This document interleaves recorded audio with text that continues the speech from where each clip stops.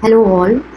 So, if anybody is planning for Australia as a study destination and want to know more about Australia, what are the universities, what are the courses? So, let's start. Today, I'll give you the details about it. So, our first slide is about why choose Australia. So, these are some good reasons of choosing Australia. As you can see, Australia is known for its world-ranked universities with diverse course option, then post-study work opportunities, scholarships available, and it's a safe and supportive environment, not like some years back. Now it is very safe. Yes, part-time work options are available legally. Student can work 48 hours fortnightly. Then pathway to PR definitely is available. Then research facilities are there, and very important and very good about Australia is that it's an English speaking environment. You can see our Australian map, wherein you can see the states in Australia, which is there are two territories, wherein New South Wales, Victoria, and Queensland are quite popular. Amongst them, the topmost is New South Wales, then Victoria, then Queensland. Other ones are Western Australia, South Australia.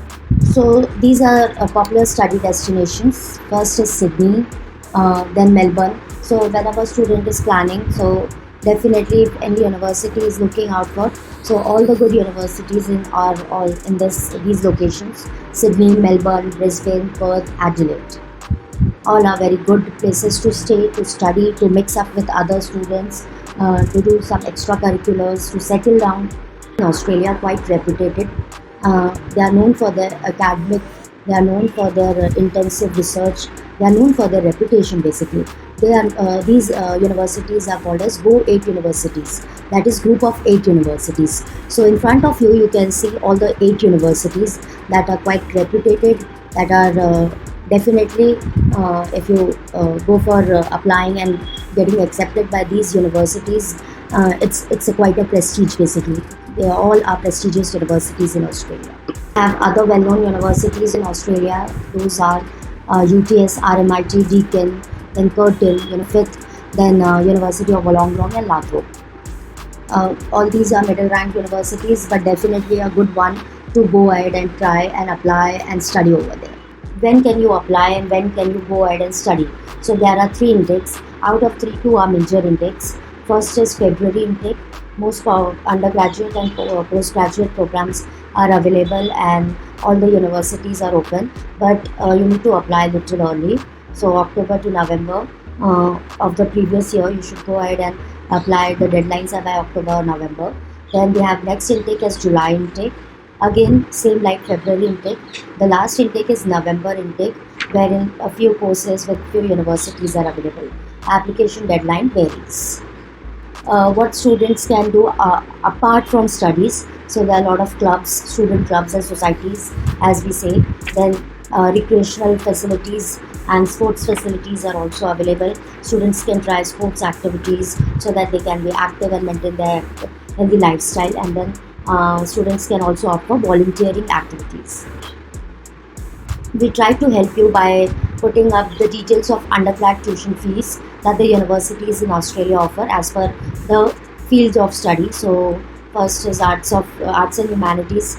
So you can check out basically before you plan to study for Australia or the university you want to go for. It's best to check out how much is your budget, whether the tuition fees goes with your budget or not. Secondly, the living expenses are extra apart from the tuition fee. So it's always good to plan your funds before you opt for any university. Scholarship opportunities definitely are available. Australian universities do offer good scholarships. So every detail is mentioned in this slide.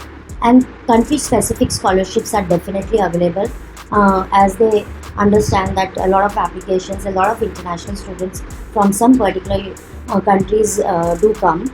Most majority of the applications and students come from some of the major countries. So definitely they have country-specific scholarship. Merit-based scholarships are available. Then we have university-specific scholarship. And so there are a lot of scholarship apart from the standard tuition fees or the discount that the universities give. Secondly, as I told you earlier, the tuition fees. Apart from the tuition fees, the living expenses. Expenses in Australia can be little costly, so this can be the expenses, which includes your accommodation, food, transport, and entertainment. So this is what you have to show when you are basically applying for your visa.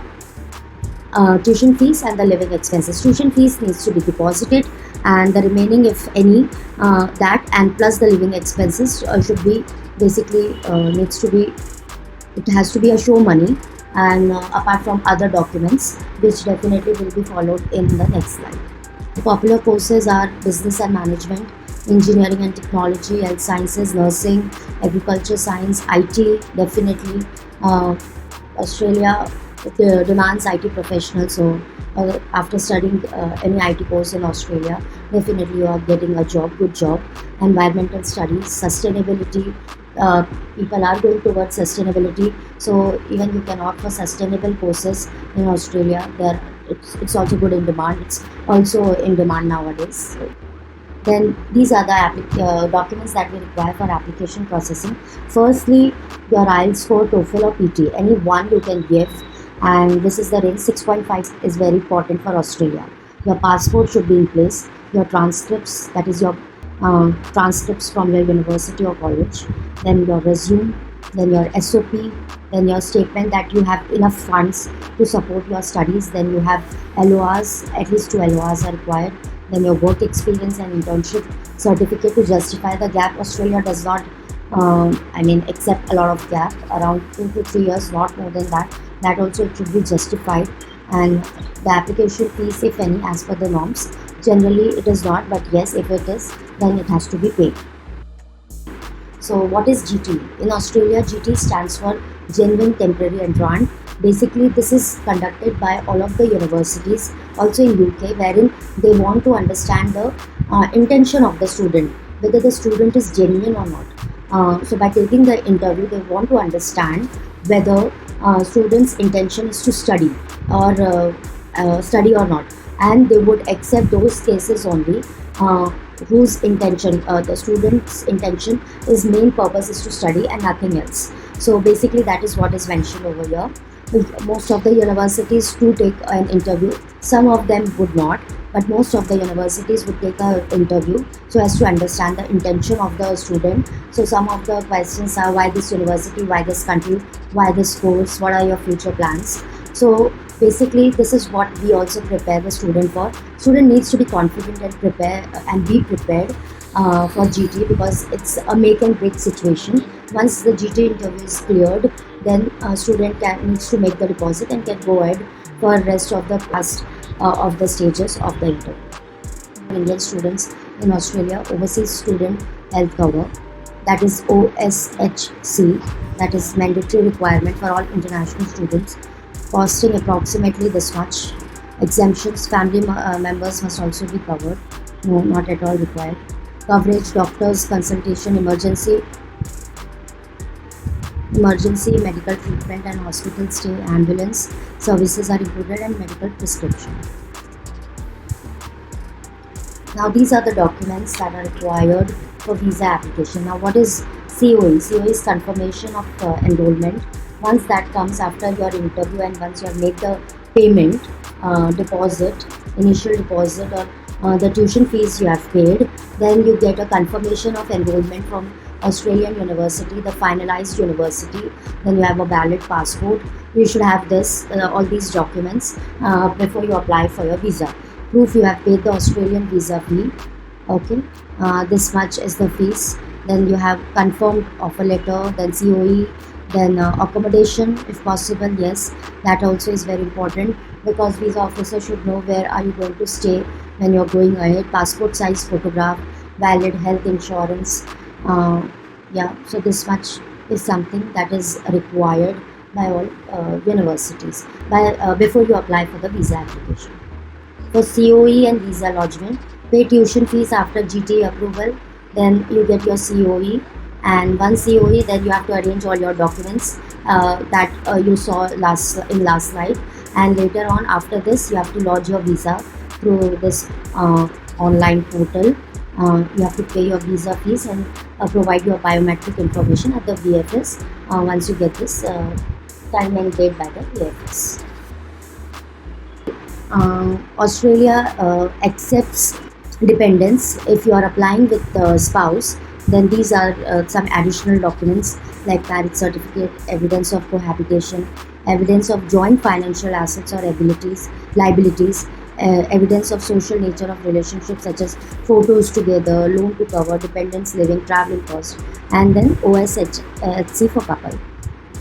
That is health insurance. That is very important. Then this is a visa copy sample once the visa is issued. Thank you so much.